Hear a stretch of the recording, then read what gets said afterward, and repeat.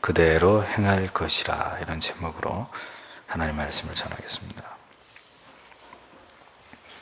바울은 아직도 예수 그리스도에 대한 완전한 지식에 도달하지 못하였으며, 따라서 그리스도께서 재림하실 종말의 시점까지 그리스도에게 붙들려서 그리스도를 더욱 알아가고자 하는 열정을 쫓아서 자신은 지금 달려가고 있노라, 이렇게 진행형으로 자신의 신앙의 모습을 고백하고 있습니다. 신앙이라는 게 무엇일까요? 그리스도에 대한 지식을 진지하고 부지런히 쫓아가는 것입니다. 신앙이란 무엇일까요? 그리스도에 대한 지식을 날마다 새롭게 깨닫고 이해하는 것입니다. 이것을 지성적으로 연마하고 습득하고, 그리고 우리의 삶 속에 숙지하는 것이 신앙입니다. 그리스도에 대해서, 하나님에 대해서 알기 위해서, 깨닫기 위해서, 그 완전한 지식을 소유하기 위해서 오직 이 한 가지의 목표를 위해서 달리는 것입니다. 온 힘을 다해서 달리는 것입니다. 마음을 다하고 뜻을 다하고 성품을 다하고 목숨을 다해서 그렇게 하나님을 추구하고 사랑하는 그것이 신앙입니다. 그래서 이 땅에서 신자가 품어야 될 가장 위대한, 가장 큰 열망이라고 하면 그게 뭐냐? 예수 잘 믿어서 부자가 되는 것이 아니고요, 그리스도를 아는 완전한 지식을 소유하는 것, 그게 이 땅에 신자로 사는 동안에 우리가 하나님 앞에 품어야 될 가장 큰 열망입니다. 사도 바울은 13절에 그래서 이어서 자신이 아직도 이러한 목표에 도달하지 않았음을 재차 강조하고 있는 것을 보게 됩니다. 형제들아, 나는 나 자신이 잡았다고 생각하지 않는다. 다만 한 가지, 곧 뒤에 있는 것은 잊어버리고 앞에 있는 것은 붙잡고자 하여, 이렇게 설명을 하고 있습니다. 바울은 오직 한 가지 일에만 힘쓴다고 말합니다. 이 문장은 두 개의 구로 이루어져 있습니다. 첫째는 한편으로는과 두 번째 구는 다른 한편으로는 이어지는, 이 두 구절이 대조를 이루고 있는데, 또 뒤에 있는 것과 그리고 앞에 있는 것, 또 잊어버리고와 잡으려고, 이런 단어들이 앞 문장과 뒷 문장에서 분명한 대조를 이루는 형식으로 논리가 전개되고 있습니다. 여기서 잡으려고에 해당되는 헬라어 에페크테이노메노스라는 말은 더 멀리 뻗치다 라는 의미인데, 바울은 이 단어를 통해서 자신의 과거를 완전히 잊어버리고 예수 그리스도에 대한 완전한 지식이라는 목표를 향해서 끊임없이 그것을 향해 뻗어가고자 노력하는 모습을 이렇게 잡으려고 라는 단어를 통해서 부각시키고 있는 것을 확인할 수 있습니다. 이 단어는 경기장에서 선수가 오직 목표만을 위해서 앞으로 뻗어나가기 위해 고군분투하는 그런 모습을 생동감 있게 표현하는 것입니다. 바울은 과거에 유대주의자로서 율법에 얽매여 살아가던 그 모든 날들을 다 지워버리고 예수 그리스도라고 하는 분명한 대상을 향해서 바람처럼 질주하는 육상 선수처럼 자기도 지금 예수 그리스도라고 하는 뚜렷한 목표를 향해 질주하고 있는 중이다, 이렇게 설명하고 있는 것입니다. 잊어버리고라고 번역된 에펠란다노메노스라는 말은 잡으려고라고 번역된 에페크네이토메노스, 이런 단어들 전부 다 보면 이 현재 시제로 되어 있습니다. 그러니까 바울이 과거에 이것을 단일적인 어떤 행동으로 끝내버리고 그렇게 그냥 생각 없이 살아가고 있는 게 아니라, 이렇게 과거를 잊고 그리고 예수 그리스도를 통해서 계속해서 새로운 그리스도를 알아가는 지식을 추구하는 이 일이 지금 현재에 이르기까지 계속해서 끊어지지 않고 이 두 가지 일에 자기가 지금 전심전력하고 있다는 것을 설명하고 있는 거예요. 그러니 이게 뭘 의미하는 것이냐면 신앙이라는 게 뭘까요? BC와 AD가 이게 세월이 흘러갈수록 분명해지는 거예요. 예수 믿기 이전과 예수 믿은 이유가 아주 세월이 신앙의 연륜이 점점점 더해가면 더해갈수록 이게 점점 더 이렇게 선명해져 가는 그것이 신앙입니다.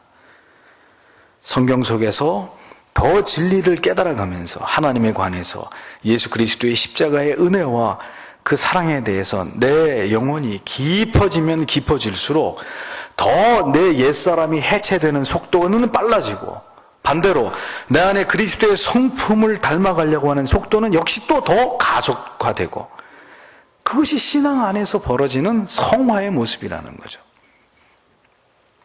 뒤에 있는 것과 앞에 있는 것이 더 분명해져야 되는 것이고 잊어버리는 것과 더 굳게 붙잡는 것이 더 또렷해져야 되는 것이 신앙이고 성화라는 것입니다.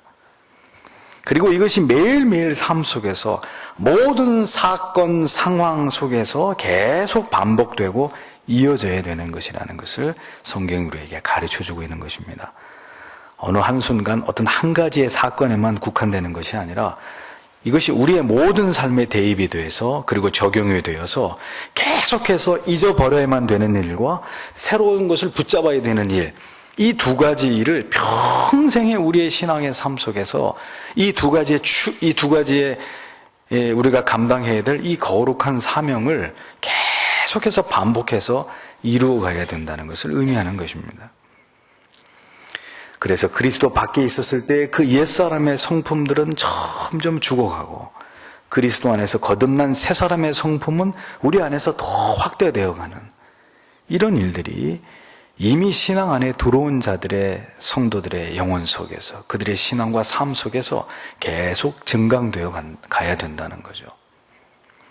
날마다 죽이는 일과 그리고 새롭게 세워가는 일, 이런 일들이 우리 영혼 속에서 계속 지속되어야 된다는 겁니다. 이렇게 끊임없는 전투가 벌어지는 곳이 신자의 영혼이라는 거예요. 이렇듯 치열한 영의 사람과 우리 안에 영의 사람과 육의 사람의 혈투가 벌어지는 곳이 성도의 마음이라는 것입니다. 그 치열한 전장의 한복판에서 우리도 이 바울처럼 이렇게 선언하고 고백할 수 있어야 된다는 거죠. 나는 아직도 치열하게 여전히 싸우고 있다. 어떻게 죽지 않으려고 하는 내 자아와 더 그리스도를 닮아서 새로워지기를 원하는 내 안에 이 그리스도를 닮고자 하는 이 자아가 계속해서 날마다 대립하고 대치하면서 내 안에서 시작하신 예수 그리스도의 그 선한 일을 이루기 위해서 날마다 싸우고 있다는 사실을 우리가 자인해야 된다는 거죠.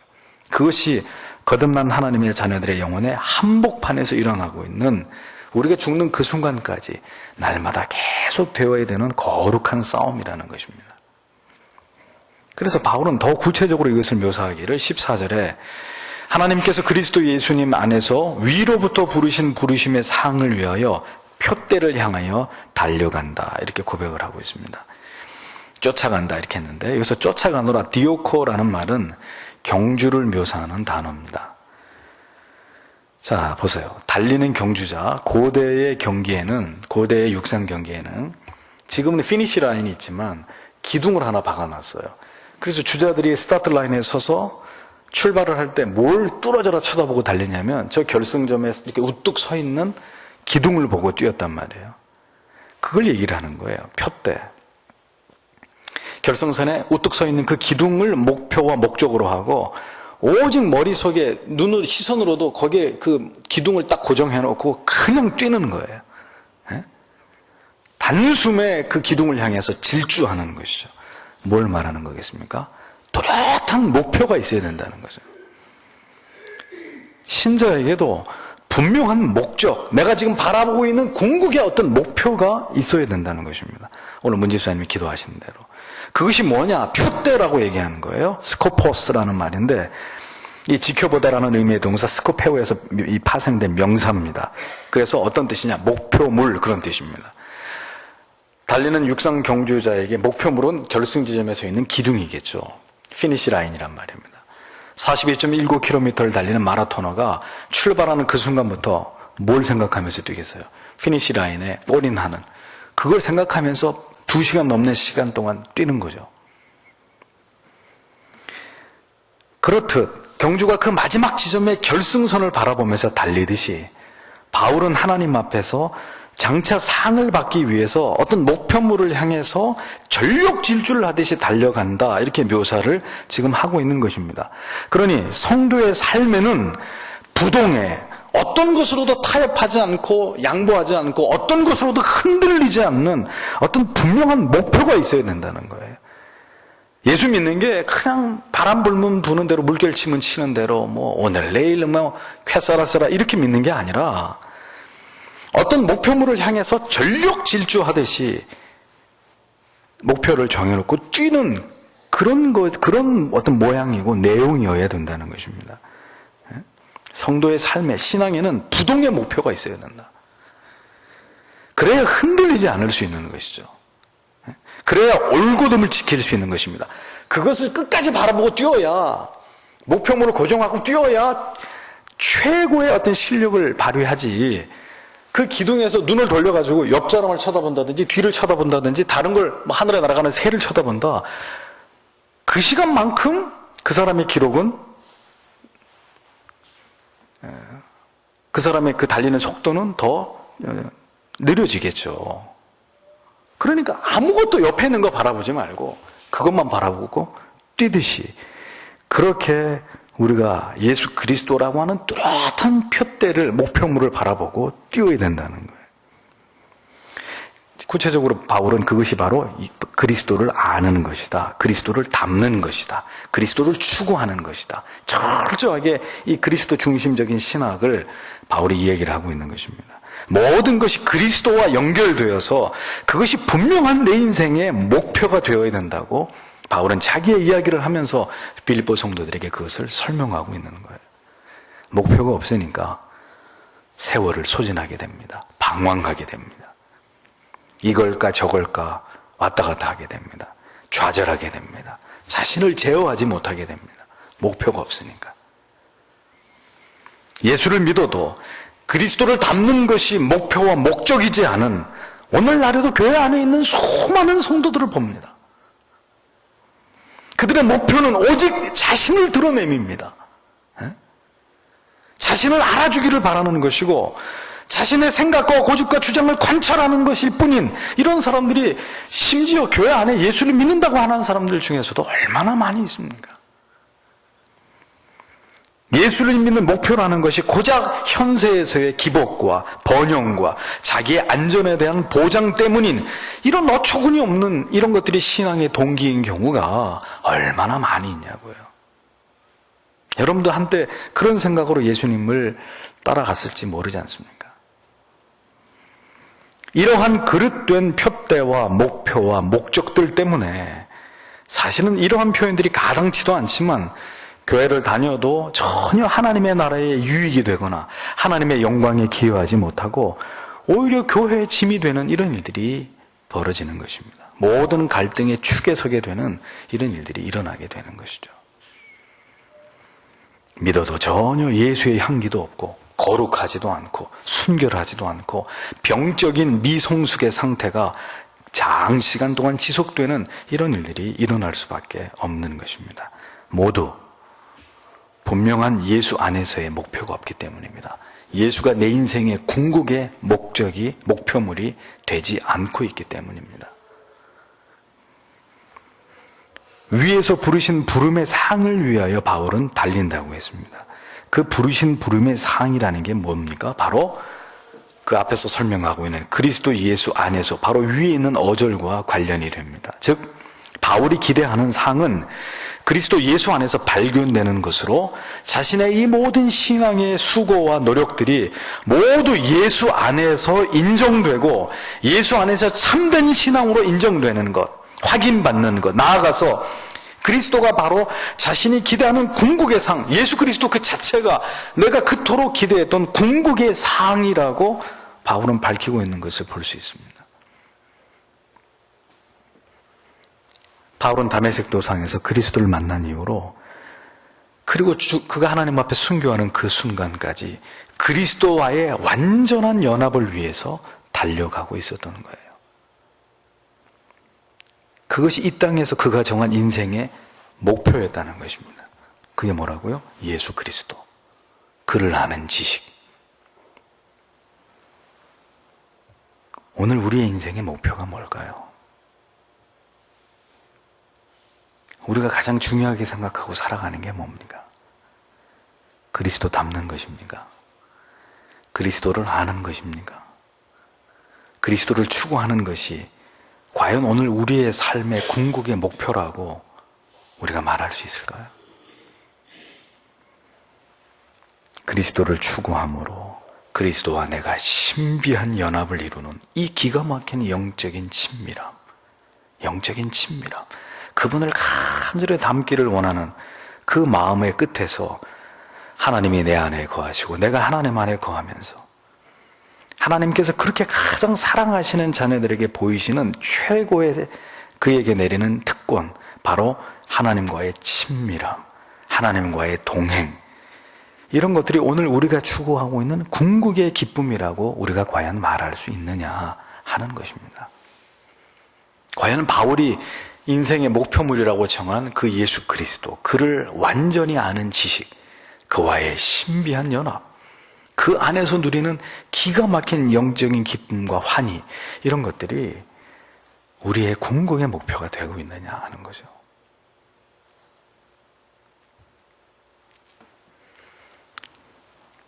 그렇게 하나님과 친밀함을 누리려면 우리가 어떻게 해야 될까요? 더 정결해져야 합니다. 더 경건해져야 합니다. 더 우리가 거룩해져 가야 합니다. 십자가를 굳게 부여잡고 더 예수 닮기만을 갈망해야 됩니다. 다른 것들 때문에 우리가 신경 쓰거나 그런 것들 때문에 넘어지거나 그럴 이유가 전혀 없고, 내 안에 날마다 버려야 할 것들과 또 힘껏 손을 내밀고 도달하고 쟁취하고 그래서 새롭게 다짐하고 세워가야 될 이 두 가지의 목표들이 더욱더 분명해져 가야 되는 거죠.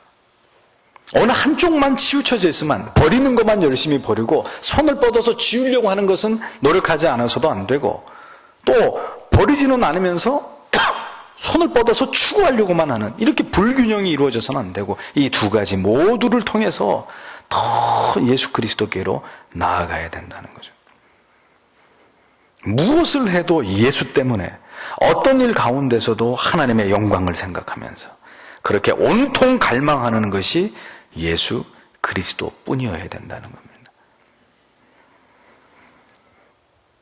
여러분들이 교회를 다니시는 것은, 모든 예배에 참석하면서 하나님의 말씀을 들으시는 것은 이 일을 아주 잘 해나가기 위해서 은혜가 필요하기 때문에, 그래서 우리가 교회에 오는 것이고 오늘도 예배 드리는 것이고 우리가 기도하는 것이고, 그렇지 않습니까? 그거 외에 무슨 이유가 있고 목적이 있습니까? 우리가 기도하고 예배 드리고 말씀 듣는 또 다른 무슨 이유가 있냐고. 오직 예수 닮기를 원하는, 그분 닮아가기를 원하는 이 목표 외에 달리 어떤 우리가 목적과 이유 때문에 예배를 드리고 말씀을 듣고 기도를 하겠습니까? 충만한 하나님의 은혜를 통해서 이 버리는 것과 손을 뻗어 움켜쥐는 이것을 죽을 때까지 잘 이루어 나가려고 하나님의 말씀을 듣고 깨달음을 얻고 위로를 받고 때로는 책망을 들으면서, 그러면서 이 길을 가는 것이죠. 그럼에 있어서 우리가 늘 주의해야 될 것이 있는데, 그게 뭐냐? 15절에 누구든지 온전한 자들은 이렇게 생각하자. 너희가 무언가 다르게 생각한다면 이것 또한 하나님께서 너희에게 나타내실 것이다. 깨닫게 할 것이다. 바울은 빌립보 성도들에게 이렇게 권면을 하고 있습니다. 이게 무슨 의미냐? 온전히 이룬 자란 누구를 의미할까요? 온전히 이룬 자, 바로 성숙한 자, 온전한 자, 그런 뜻입니다. 자, 이런 표현을 지금 하는 이유는 당시 빌립보 교인들 중에서는 이미 자신의 신앙이 지금 완전한 신앙의 경지에 도달했다고 믿는, 자신이 성숙한 자라고 생각하는 사람들이 있었습니다. 그래서 바울은 지금 자, 너희들 중에 너희들 스스로가 지금 성숙한 성도라고 생각하는 자가 있느냐? 잘 들어봐라. 이러면서 그들의 이 교만과 오류를 지적하기 위해서 지금 이 같은 표현을 사용하고 있는 것입니다. 그러니까 무슨 얘기냐? 우리는 지금 스스로를 하나님 앞에서 온전하다고, 나 정도면 성숙한 사람이라고, 나 정도면 교회의 일꾼이라고 스스로 생각할 수 있을지 모르겠지만 실제로 하나님께서 보실 때는 전혀 그렇지 않을 수도 있고, 그러므로 겸손하게 하나님 앞에 설 때까지 오직 신앙의 성숙을 위해서만 부단히 노력해야 될 뿐이라는 것을 바울이 지금 빌립보 교회 안에서 소위 나는 온전해, 나는 문제 없어 라고 여기는 자들에게 이렇게 바울이 지금 권면을 하고 있는 것입니다. 하나님께서 자기 자신이 온전하다라고 생각하는 그런 자들에게 그 잘못된 생각까지도 하나님은 분명하게 가르쳐 주실 것이라는 것을 설명하고 있는 거예요. 하나님이 그것도 깨닫게 해줄 거야. 이것도 너희에게 나타내시리라, 이렇게 얘기를 하고 있는 것입니다. 하나님이 궁극에 우리가 도달해야 될, 우리가 생각하는 것보다 더 높은 가치를 우리에게 하나님이 가르쳐 주실 거라는 거예요. 우리는 필요 없거든요. 우리는 다 알거든요. 때때로 우리 자신에 대해서 이렇게 교만해질 때가 있어도 하나님은 아니야. 네가 생각하고 있는 그 정도 차원하고 내가 너에게 요구하는 차원은 같은 게 아니야 하고 하나님이 온전하다고 생각하는 자들에게조차도 하나님이 원하시는 궁극의 뜻과 목표를 보여주실 거라는 거예요. 그래서 적어도 신앙의 세계 안에서는 누구도 교만할 수 없습니다.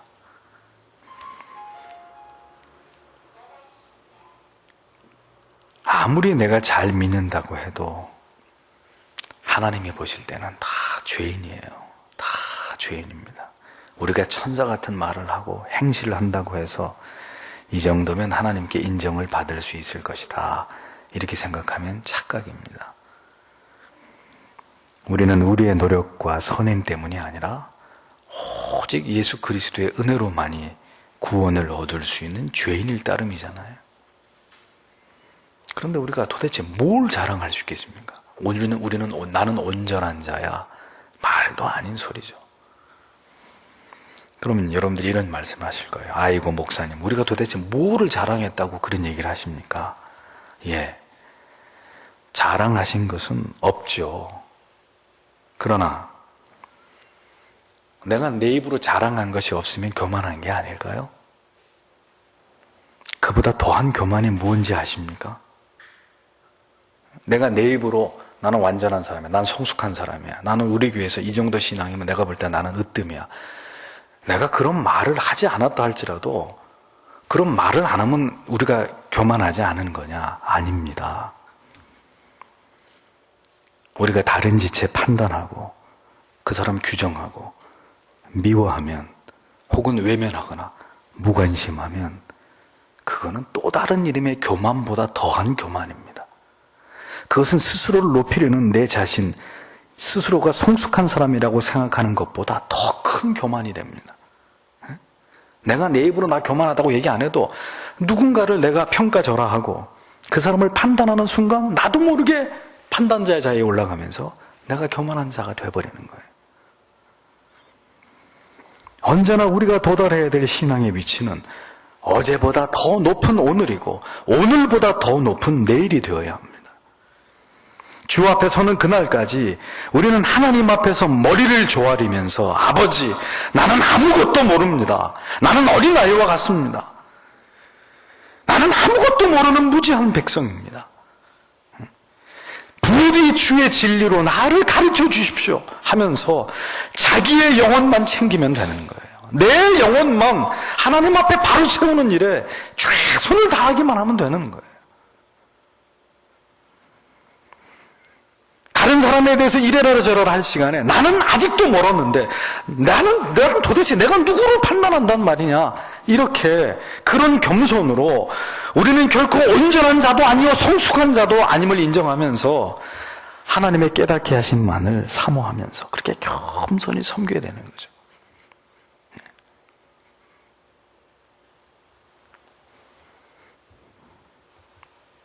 하나님께서는 우리에게 더 깊은 신앙의 세계를, 더 깊은 심오한 진리의 깨달음을 우리에게 허락하실 것입니다. 나타내시리라, 아포칼립세이라는 말인데 하나님이 계시해 주신다는 그런 의미예요. 하나님이 날마다 새로운 진리로, 새로운 깨달음으로.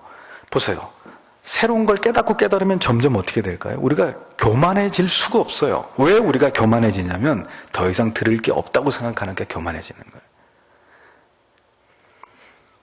그러면 왜 더 이상 들을 게 없느냐?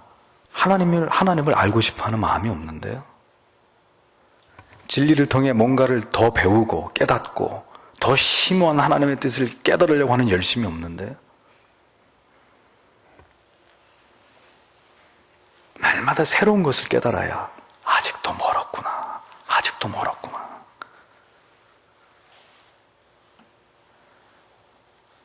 그래서 목회자의 손에서 책이 떠나가고 목사가 바쁘고 분주해서 무릎을 꿇지 않기 시작하면 어떻게 되겠습니까? 이제부터 자기가 아는 거 가지고 다 하려고 하는 거예요. 그때부터는 서서히 하나님 앞에 미끄러지기 시작하는 거죠. 적어도 여러분들의 목사가 저 방을 내 감옥이라고 생각하고 저 안에서 책과 씨름하고 하나님의 말씀 연구하고 교회를 떠나지 않고 늘 기도하고 그러고 있으면 안심하셔도 돼요. 그런데 교회 와봐도 맨날 목사가 자기 자리도 안 지키고 책도 사서 안 읽고 맨날 한 소리 그 소리 또 하고 이제 이렇게 되면 이제 목사에게 심각한 문제가 생겼다는 얘기죠. 날마다 새롭게 깨닫는 진리가 있어야 주여, 이거 아무것도 모르는 텅 빈 그런 무익한 종에 지나지 않습니다. 주님이 뭔가 하나 깨닫게 해주셔야 그거 가지고 성도들하고 나누죠. 그래야 겸손하겠죠. 끝까지 겸손할 수 있겠죠. 가장 최악의 경우는 참된 진리가 전해지지 않고 진리가 전해지지 않으니 깨닫는 것이 없고 깨닫는 것이 없으니 오래 교회는 다녔어도 아직 어린아이 같고 어린아이 같으니 그저 자신이 제일을 하고 교만하게 죄를 범하는 이런 경우죠. 최악의 경우죠. 바울은 그래서 16절에 마지막으로 이렇게 말합니다. 오직 우리가 어디에 이르렀든지 같은 길을 쫓아가도록 하자.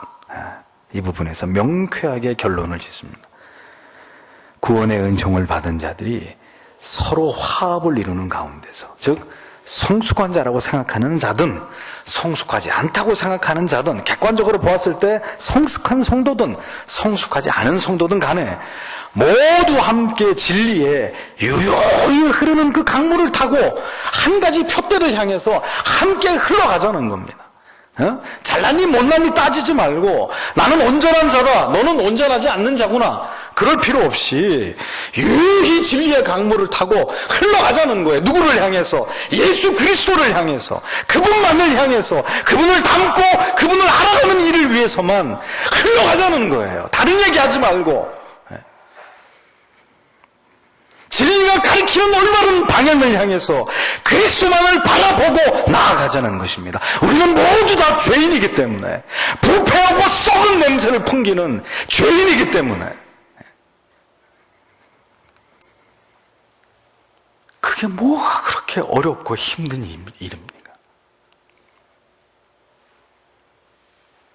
우리 모두 교회에 와서 하나님 말씀 듣고 깨달으면서 예수 그리스도만이 나의 신앙의 표대 삼아서 그분만을 바라보면서, 그리고 그분 앞에 서 있는 초라한 나, 아무것도 모르고 아직 어린애 같고 부족할 길도 없는 하나님 말씀 앞에 나를 비춰보면 주여, 이 죄인 아직도 멀었습니다.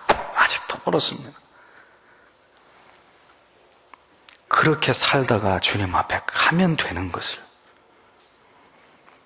무엇 때문에 시험에 드시고 분쟁을 만드시고, 우리 왜 교회 다니는 겁니까? 우리 신앙의 목적이 뭡니까? 모두 예수 닮는 거 아닙니까? 그 예수 알아가는 거 아닙니까? 이렇게 단순한 목표, 논리가 신앙이건만 이게 현실에서 이렇게 구현되지 않는 이유가 뭘까요? 다 알기는 아는데 그게 왜 안 될까요? 왜 안 되겠습니까? 우리가 죄인이니까 안 되는 거예요. 우리 죄 때문에 안 되는 거예요. 죽지 않은 자아와 옛사람이 이 죄성이 서로 부딪히고 갈등을 하게 되니까, 그러니까 내가 괴롭고 교회가 시끄럽고, 우리가 모두가 그 고통을 당하는 것입니다.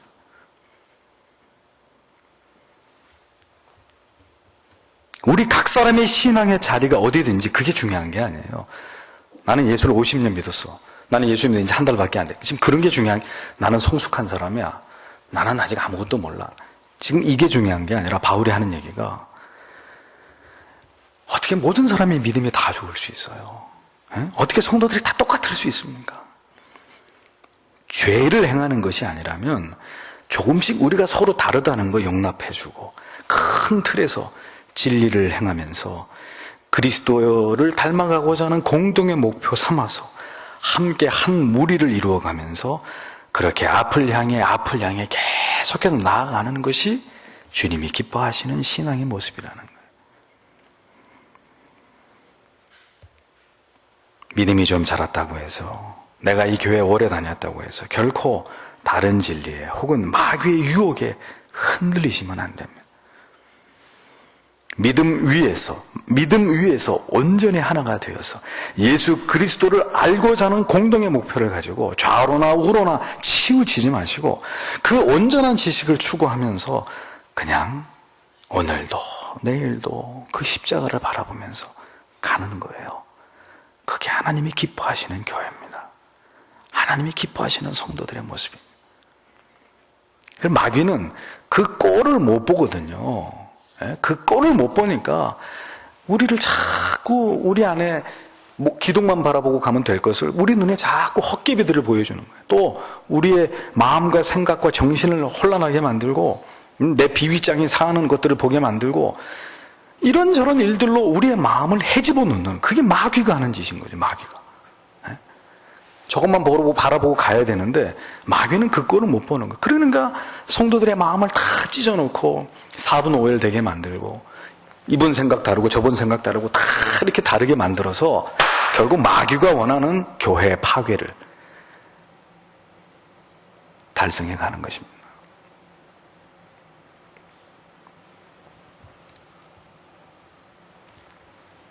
바울은 빌립보 교회 성도들이 믿는다고 하면서 하나님의 자녀로서의 도덕적이고 윤리적인 삶을 게을리함으로 신앙의 참된 목표에 도달하지 못할 것을 지금 심히 우려하고 있었습니다. 그래서 자기 얘기를 하면서 버려야 될 것과 추구해야 될 것, 이런 얘기들을 계속 해가면서 신앙이 이 균형을 잡고 예수 그리스도만을 바라보면서 가자. 온전하다. 나는 온전하다. 이런 얘기 하지 말고 예수 그리스도만 바라보고 끝까지 그분만이 우리의 기둥이 돼서 목표물이 돼서 함께 가자고 얘기하는 거야. 함께 가자. 신자는 하나님 앞에서는 그날이 오기까지 하나님의 진리의 말씀을 통해서 하나님의 뜻이 무엇인지를 배우고 깨닫고 신앙을 굳게 지켜서 믿음의 길로 행해야 되는 자들입니다. 믿음의 길. 추워라도 거기서 내가 이탈했다고 생각되면 빨리 깨닫고, 주여, 이것은 내 생각이었군요. 이것은 내 고집이었습니다. 하고 빨리 수정하고 다시 원래 자리로 돌아와서 유유히 흘러가면 되는 거예요.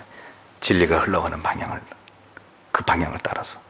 어떤 일이 있어도 여기서 이탈하시거나 내 생각에 사로잡히거나 이거는 다 마귀가 이것을 깨트리려고 하는 짓이란 말이에요. 어떤 이유와 변명으로도 이거는 설명할 수 없는 문제입니다.